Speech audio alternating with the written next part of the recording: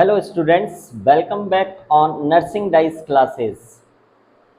जैसा कि आपको पता है, लास्ट टॉपिक जो अपन ने डिस्कस करा था वो था fetal circulation.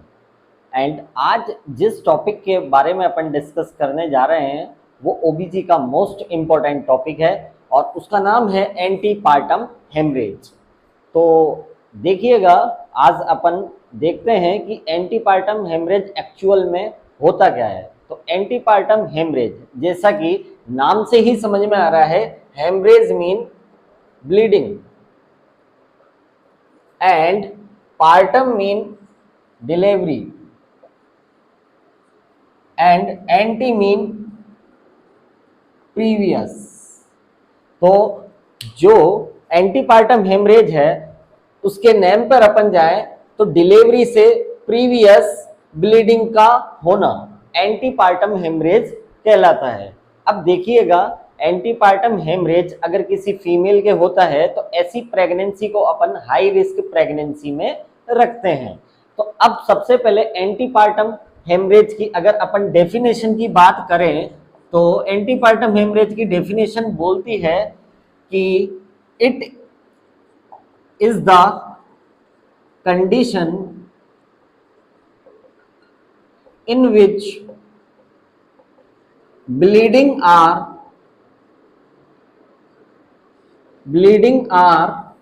occur from the female genital tract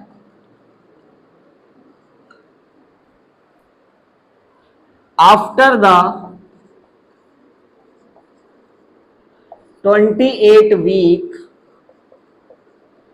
of gestation and before the birth of baby। तो देखिएगा, जो डेफिनेशन अपन के सामने निकल कर आई, इट इज द कंडीशन, ये एक कंडीशन है जिसके अंदर ब्लीडिंग होगी। और ब्लीडिंग कहां से होगी? फीमेल के जेनाइटल ट्रैक्ट से। और फीमेल के जेनाइटल ट्रैक्ट से अगर ब्लीडिंग होती है, और ब्लीडिंग कब होगी? आफ्टर 28 वीक ऑफ जेस्टेशन, मतलब प्रेगनेंसी के 28 वीक कंप्लीट होने के बाद अगर ब्लीडिंग होती है, and before the birth of baby, और बेबी के बर्थ होने से पहले अगर ब्लीडिंग होती है तो इसको बोलेंगे अपन एंटीपार्टम हेमरेज। तो अपन कह सकते हैं between the 28 week and delivery of baby bleeding are occur from the female genital tract, it is called the antepartum haemorrhage. तो एंटीपार्टम हेमरेज हुआ है तो क्यों हुआ है, तो आगे अपन इसके डिस्कस करते हैं कॉज। तो देखिएगा, एंटीपार्टम हेमरेज होने के क्या कॉज हो सकते हैं। तो सबसे पहले अपन एंटीपार्टम हेमरेज के जब कॉज देखेंगे तो उसको 3 कैटेगरी के अंदर अपन ने डिवाइड करा है। बात करते हैं एंटीपार्टम मीन एपीएच के कॉज की। तो एपीएच के कॉज की बात करें तो यहां पर एपीएच के कॉज को अपन ने 3 कैटेगरी के अंदर डिवाइड कर दिया है। First category is placental cause and second is extra placental cause and last is unexplained cause. तो देखिएगा, प्लेसेंटल कॉज का मीन यहां पर है ऐसी ब्लीडिंग जो प्लेसेंटा की वजह से अकर हुई है। मतलब प्लेसेंटा की वजह से अगर ब्लीडिंग होगी after the 28 week and before the delivery of baby, तो ये एपीएच कॉज करेगी। सेकंड है एक्स्ट्रा प्लेसेंटल, प्लेसेंटा की वजह से ना होकर किसी अदर की वजह से अगर ब्लीडिंग होती है तो अपन उसको बोलेंगे एक्स्ट्रा प्लेसेंटल कॉज हुआ है। एंड अनएक्सप्लेन्ड कॉज मीन यहां पर ब्लीडिंग हुई है तो क्यों हुई है इसका कोई पता नहीं है, तो अपन इस कैटेगरी में रख देंगे अनएक्सप्लेन्ड कॉज, कि एपीएच का पता नहीं चलेगा अपन को कि एपीएच किस कारण से हुआ है, तो अपन उसको अनएक्सप्लेन्ड कॉज के अंदर रखेंगे। अब देखिएगा प्लेसेंटल कॉज की बात करते हैं तो प्लेसेंटल कॉज को भी अपन ने टू कैटेगरी के अंदर डिवाइड करा है। The first is placenta previa. Placenta previa, placenta previa की वजह से भी एपीएच कॉज होता है। अब देखिएगा अगर एपीएच कॉज कर रहे हैं, तीन कैटेगरी में अपन ने डिवाइड करा, placental cause, extra placental cause and unexplained cause. अब देखिएगा अपन इसको अगर 100% में से डिवाइड करते हैं तो प्लेसेंटल कॉज को 70% चांसेस होते हैं एपीएच करने के, एंड एक्स्ट्रा प्लेसेंटल की बात करते हैं तो 5% एंड रिमेनिंग 25% अनएक्सप्लेन्ड कॉज को देते हैं। तो यहां पर बात करते हैं प्लेसेंटल कॉज में, फर्स्ट है प्लेसेंटा प्रीविया एंड सेकंड है प्लेसेंटा एब्रप्सियो। अब यहां पर प्लेसेंटल कॉज के अंदर दो चीजें निकल कर आई हैं, प्लेसेंटा प्रीविया एंड प्लेसेंटा एब्रप्सियो। अगर प्लेसेंटा प्रीविया की बात करें तो इसको परसेंट देते हैं अपन 35% एंड 70 में से रिमेनिंग फिर बचा 35% वो देंगे अपन प्लेसेंटा एब्रप्सियो को। तो placenta previa and placenta abruptio is the main cause of APH, और इन दोनों को अपन रखते हैं प्लेसेंटल कॉज के अंदर। अब बात करते हैं सेकंड कैटेगरी की, तो सेकंड कैटेगरी के अंदर extra placental cause mean placenta की वजह से ना होकर किसी अदर की वजह से अगर एपीएच होता है तो अपन उसको एक्स्ट्रा प्लेसेंटल कैटेगरी में रखते हैं। अब इसमें फर्स्ट कंडीशन अगर अपन देखते हैं तो फर्स्ट कंडीशन में मैं यहां लिख देता हूं वेरिकोज वेन मीन अगर प्रेग्नेंट वुमेन को वेरिकोज वेन होता है तो अपन देखते हैं कि ये एपीएच कॉज करेगा। वेरिकोज वेन को अगर अपन शॉर्ट में बात करें तो वेरिकोज वेन का मतलब होता है अपन की बॉडी को टू एक्सट्रीमिटी में अपन डिवाइड करते हैं, upper extremity and the lower extremity. अब लोअर एक्सट्रीमिटी की जो वेन्स हैं मीन जो अपने लेग्स हैं उनकी जो वेन है, उनकी वेन के अंदर क्या होगा, एक्स्ट्रा डाइलेशन देखने को मिलेगा। मीन प्रेगनेंसी के अंदर वेरिकोज वेन होने के सबसे ज्यादा चांसेस होते हैं, बिकॉज जो ग्रेविड यूट्रस होता है, जो प्रेग्नेंट यूट्रस होता है वो ग्रो करता है तो नीचे से आने वाली इंफीरियर वीना कावा को वो सप्रेस करेगा, और जो नीचे से आएगी इंफीरियर पार्ट से, लोअर एक्सट्रीमिटी से इंफीरियर वीना कावा ब्लड को लेकर, तो वो ब्लड अच्छे से रिटर्न नहीं हो पाएगा। मीन अपन कह सकते हैं वीनस रिटर्न डिक्रीज होगा, और वीनस रिटर्न डिक्रीज होगा तो जो वेन के अंदर ब्लड है वो वहां पर ही एक्यूमुलेट होगा और वो डायलेट कर देगा लोअर पार्ट की वेन को, मीन लेग की वेन को, और जब लेग की वेन डायलेट हो जाएगी तो ये सारी वेन आपस में क्लस्टर का फॉर्मेशन कर देंगी, मतलब गुच्छे बन जाएंगे वेन के लेग्स के अंदर, और इसी को अपन वेरिकोज वेन कहते हैं। और वेरिकोज वेन भी क्या कॉज कर सकती है, एपीएच कॉज कर सकती है। इसको अपन 5% category mean extra placental cause के अंदर रखते हैं। सेकंड कंडीशन की बात करता हूं यहां, तो यहां लिख देंगे अपन कार्सिनोमा इन सर्विक्स मीन अगर प्रेग्नेंट वुमेन के सर्विक्स के अंदर कार्सिनोमा हो जाता है तो ये कार्सिनोमा भी क्या कॉज करेगा, एपीएच कॉज करेगा। कार्सिनोमा मीन है यहां पर एबनॉर्मल एक्स्ट्रा ग्रोथ हो गई है सेल्स की, किसके अंदर, सर्विक्स के अंदर। Cervix mean lower uterine part of uterus, lower uterine part of uterus mean cervix. तो सर्विक्स के अंदर अगर कार्सिनोमा हो गया है तो ये भी कॉज कर सकता है एपीएच। नेक्स्ट बात कर लें अपन, तो यहां पर लिखते हैं अपन लोकल ट्रोमा। अगर उस प्रेग्नेंट फीमेल के अंदर लोकल ट्रोमा हो गया है, लोकल ट्रोमा का मतलब है अगर पर्टिकुलर पार्ट पर इंजरी होती है तो अपन उसको बोलते हैं लोकल ट्रोमा। अब देखिएगा दो चीज होती है, एक तो होता है लोकल, एक होता है जर्नल। मीन अगर किसी पर्टिकुलर पार्ट पर ट्रॉमा हुआ है तो उसको अपन बोलेंगे लोकल इंजरी हुई है, और अगर पर्टिकुलर पार्ट को छोड़कर पूरी बॉडी के अंदर इंजरी हो जाती है तो उसको अपन जर्नलाइज्ड इंजरी बोलते हैं। तो यहाँ पर अगर मान लो कि प्रेग्नेंट वुमेन के यूट्रस के अंदर इंजरी हो जाती है, तो पर्टिकुलर यूट्रस के अंदर इंजरी हुई है तो लोकल ट्रॉमा हुआ है, तो यूट्रस के अंदर इंजरी होने की वजह से भी क्या कॉज होगी, ब्लीडिंग कॉज होगी, हेमरेज होगा। और 28 वीक के बाद और डिलीवरी ऑफ बेबी से अगर पहले ब्लीडिंग होती है तो एपीएच कहेंगे। तो ये लोकल ट्रॉमा भी एपीएच कॉज कर सकता है। नेक्स्ट बात करते हैं अपन अनएक्सप्लेन्ड की। तो यहां पर जैसा कि नाम से ही कह रहा है ये अनएक्सप्लेन्ड, तो इसको एक्सप्लेनेशन की जरूरत नहीं है। जो चीज अपन को पता नहीं होगी, मीन अपन को पता नहीं है कि भाई एपीएच हुआ है तो क्यों हुआ है, तो अपन उसको अनएक्सप्लेन्ड कैटेगरी के अंदर रख देंगे, जो कि 25% रखती है।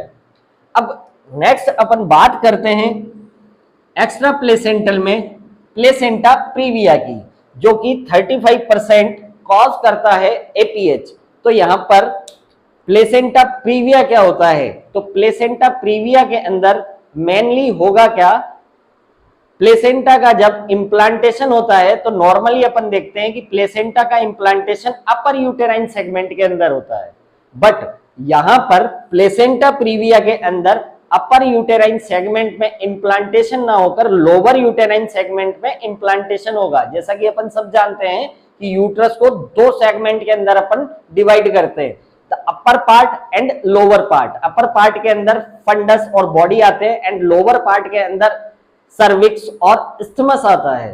तो यहां पर अपन ने देखा कि लोअर यूटेराइन पार्ट के अंदर क्या होगा, इम्प्लांटेशन हो जाएगा किसका, प्लेसेंटा का। इसी को अपन प्लेसेंटा प्रीविया बोलेंगे। ये एक नॉर्मल कंडीशन नहीं है, ये एबनॉर्मल कंडीशन है और ये कॉज करेगी एपीएच। तो अगर मैं यहां पर डेफिनेशन की बात कर लूं, इसकी डेफिनेशन की बात कर लूं प्लेसेंटा प्रीविया के, तो प्लेसेंटा प्रीविया की डेफिनेशन कहती है व्हेन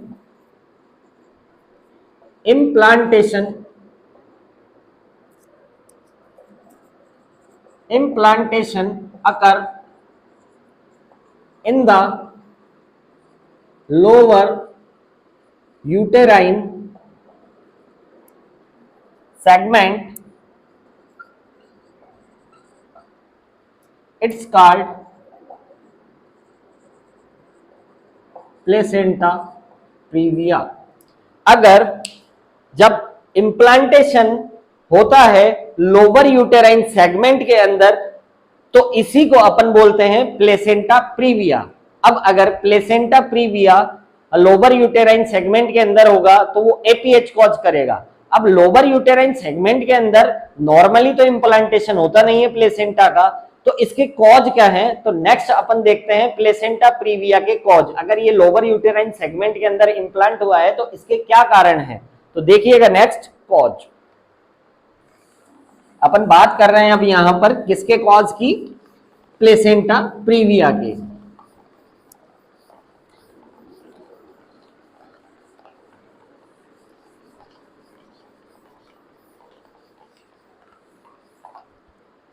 तो देखिएगा cause of placenta previa. Placenta previa के होने के कौन कौन से कॉज हो सकते हैं, तो सबसे पहले अपन देखते हैं डिफेक्टिव डेसिडुआ। डेसिडुआ के अंदर डिफेक्ट होने की वजह से भी प्लेसेंटा प्रीविया होता है। अब डिफेक्टिव डेसिडुआ का मतलब, यहां डेसिडुआ का मतलब है endometrium. Endometrium mean the inner layer of the uterus in the pregnancy is called decidua. अब डेसिडुआ के अंदर अगर कोई डिफेक्ट हो रहा है तो अपर यूटेराइन सेगमेंट में इंप्लांट ना होकर लोअर यूटेराइन सेगमेंट में इंप्लांट हो जाएगा प्लेसेंटा का। नेक्स्ट देखिएगा poor decidual adhesion. Poor decidual adhesion का मतलब यहां पर होता है किसी चीज का चिपक जाना, उसको अपन बोलेंगे एडेशन। अब यहाँ पर एडेस नहीं हो पा रही है डेसिडुआ से ब्लास्टोसाइट, बिकॉज वो उसका जो एडेशन है वो बहुत ज्यादा पुअर है। तो पुअर होने की वजह से जो ब्लास्टोसाइट है वो ड्रॉप डाउन हो जाता है, नीचे की साइड आ जाता है लोअर यूटेराइन सेगमेंट में, और लोअर यूटेराइन सेगमेंट में आकर इम्प्लांट हो जाता है। तो इसको अगर अपन बोल सकते हैं तो इसको एक नाम दिया गया है थ्योरी का, ड्रॉपिंग डाउन थ्योरी। तो ड्रॉपिंग डाउन थ्योरी में यही होता है कि पुअर डेसिडुअल एडेशन होने के कारण अपर यूटेराइन सेगमेंट में ब्लास्टोसाइट एडेस नहीं हो पाता, वो लोअर यूटेराइन सेगमेंट में आ जाता है और वहां पर इम्प्लांट हो जाता है। नेक्स्ट देखिएगा प्रीवियस या अपन बोल सकते हैं हिस्ट्री ऑफ सिजेरियन सेक्शन। अगर उस वुमेन के लास्ट मीन प्रीवियस पहले की डिलीवरी सिजेरियन सेक्शन से हुई है तो हो सकता है कि अब जो प्रेगनेंसी है और उस प्रेगनेंसी के अंदर प्लेसेंटा प्रीविया देखने को मिले। नेक्स्ट अगर अपन बात करते हैं प्रीवियस डी एंड सी, अगर पहले से ही डी एंड सी मीन एक सर्जिकल ऑफिसर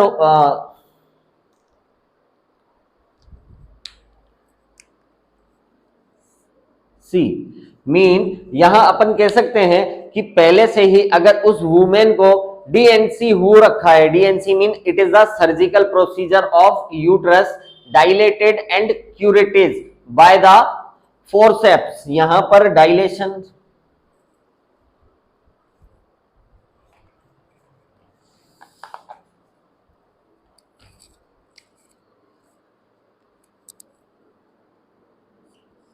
प्रीवियस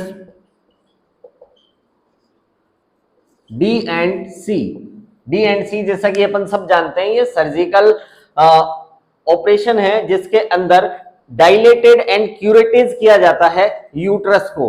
अब डायलेटेड एंड क्यूरेटेज प्रोसीजर हो रखा है उस फीमेल पर पहले ही, मतलब प्रीवियस प्रेगनेंसी के अंदर ऐसा हुआ है कि डायलेटेड एंड क्यूरेटेज करना पड़ा, तो हो सकता है जो अब प्रेगनेंसी हो उसके अंदर प्लेसेंटा प्रीविया देखने को मिलेगा। तो it is the cause of placenta previa. Next अपन बात करते हैं large placenta, mean large placenta होने के कारण प्लेसेंटा का कुछ पार्ट आपको लोअर यूटेराइन सेगमेंट में देखने को मिलेगा, और लोअर यूटेराइन सेगमेंट में अगर प्लेसेंटा दिखता है तो इसी को अपन प्लेसेंटा प्रीविया बोलते हैं। एक और लिख लेते हैं अपन मल्टी पैराइटी। मल्टी पैराइटी मतलब ये होता है कोई वुमेन 5 या उससे मोर बेबी पहले से ही क्या कर चुकी है, डिलीवर्ड कर चुकी है, और उसके बाद अगर और उसके वो प्रेग्नेंट होती है, कंसीव करती है वो प्रेगनेंसी को, तो उसके अंदर मोर चांसेस हो जाते हैं प्लेसेंटा प्रीविया होने के। Next maternal age more then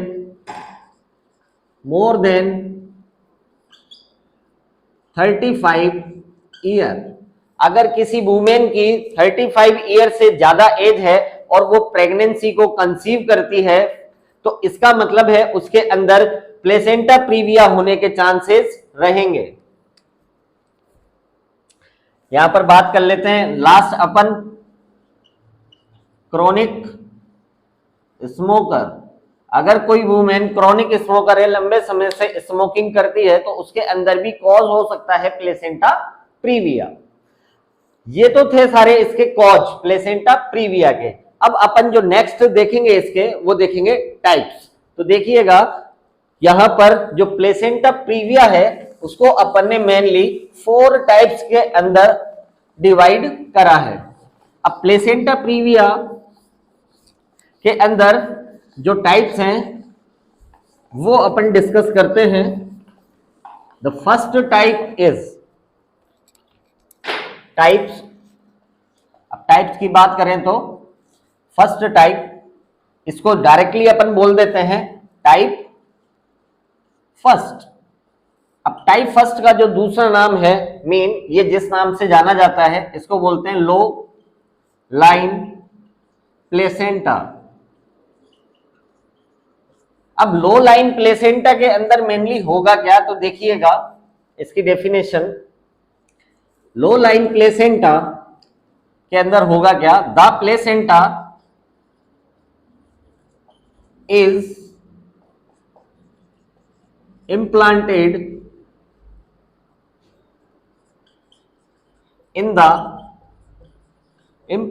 in the lower uterine segment, but important बात है, अब ध्यान दीजिएगा, but does not reach to the cervical OS.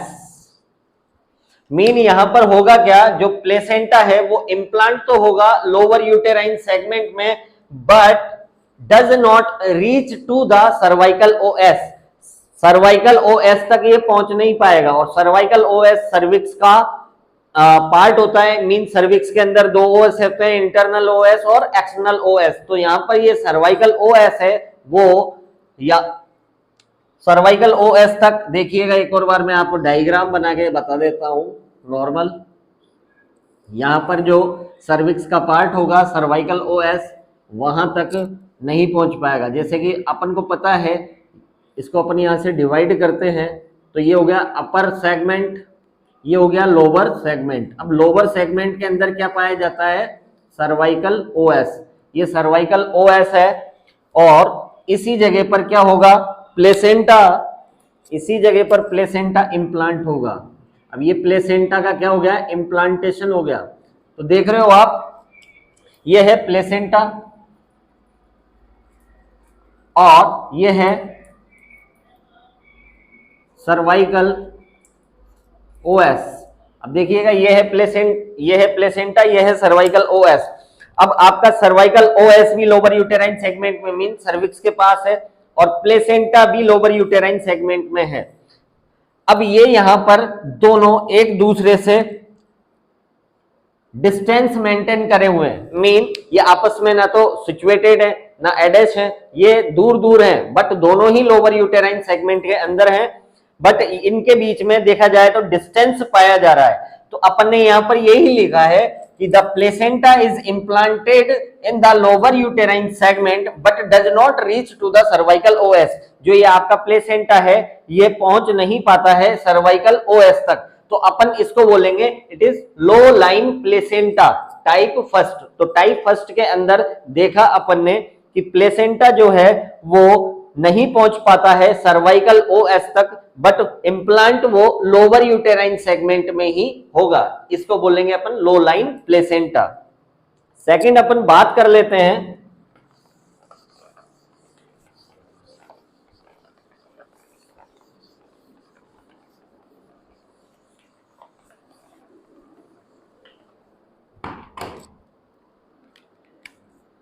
Type second. अब टाइप सेकंड का जो नेम है एक और, उसको बोलते हैं मार्जिनल प्लेसेंटा। मार्जिनल प्लेसेंटा का मतलब है कि जो आपको डायग्राम से मैं समझाने की कोशिश करता हूं, यहां पर प्लेसेंटा का इम्प्लांटेशन तो लोअर यूटेराइन सेगमेंट में ही होगा, और साथ के साथ जो प्लेसेंटा का एज है, मीन ये किनारा, ये प्लेसेंटा का एज है, ये एज प्लेसेंटा का एज मार्जिनल साइट, मीन ये मार्जिनल साइट है,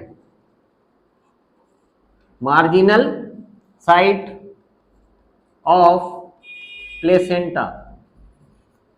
अब मैं कह सकता हूं कि ये प्लेसेंटा का मार्जिनल साइट है और ये प्लेसेंटा का एज है, तो ये दोनों मार्जिनल साइट और प्लेसेंटा का एज आसपास ही सिचुएटेड रहते हैं। मीन अपन बोल सकते हैं कि both are together, the edge of placenta and marginal part of cervical os. तो इसकी डेफिनेशन भी यही बोलती है, जैसा कि नाम ही बता रहा है मार्जिनल, तो यहां पर अपन बोलेंगे the edge of, edge mean किनारा, the edge of placenta are situated with the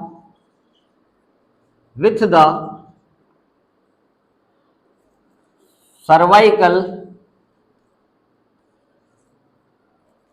directly लिखें अपन तो मार्जिनल लिखेंगे, marginal part of cervical os and during dilation, अब डाइलेशन यहां किसका होगा, सर्विक्स का होगा, during dilation placenta are exposed, during dilation आपको प्लेसेंटा एक्सपोज देखने को मिलेगा। मीन यहां पर बोल रहा है definition, edge of placenta are situated with the part of cervical OS during dilation and during dilation, जब सर्विक्स का डायलेशन होगा तो डायलेशन होने पर जो प्लेसेंटा है जिसका एज मार्जिनल पार्ट से अटैच है, वो ड्यूरिंग डायलेशन आपको एक्सपोज्ड दिखेगा, मतलब बाहर की तरफ आपको दिखेगा, एक्सपोज्ड हो जाएगा वो बाहर। जब आप वेजाइना के थ्रू देखोगे तो आपको प्लेसेंटा का एज देखने को मिलेगा, इसी को अपन बोलते हैं मार्जिनल प्लेसेंटा। अब अपन थर्ड बात कर लेते हैं, टाइप थर्ड की बात करते हैं।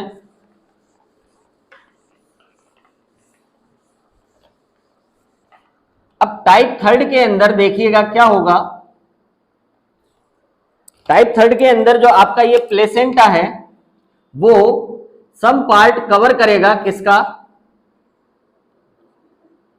सर्वाइकल ओएस का, सर्वाइकल ओएस का कुछ पार्ट जो प्लेसेंटा है वो कवर्ड कर लेगा। अब कुछ पार्ट अगर प्लेसेंटा कवर्ड कर लेता है सर्वाइकल ओएस के, तो इसको क्या बोलेंगे अपन, तो देखिएगा टाइप थर्ड।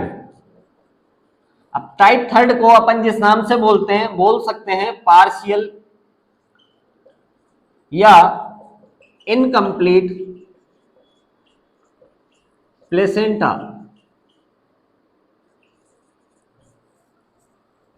अब देखिएगा इसके अंदर क्या होगा, तो इसके अंदर मेनली जो अपन को देखने को मिलेगा वो है अपना the placenta are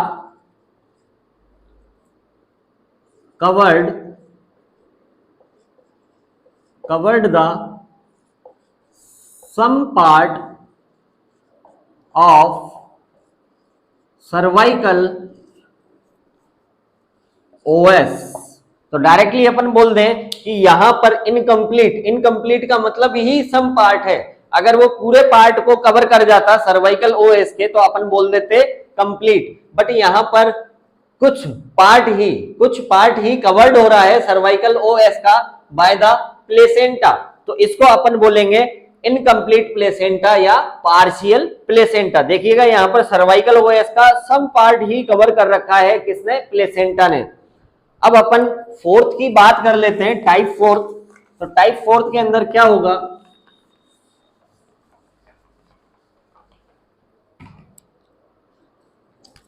type fourth का जो दूसरा नाम है इसको बोल सकते हो आप कंप्लीट या फिर टोटल प्लेसेंटा प्रीविया।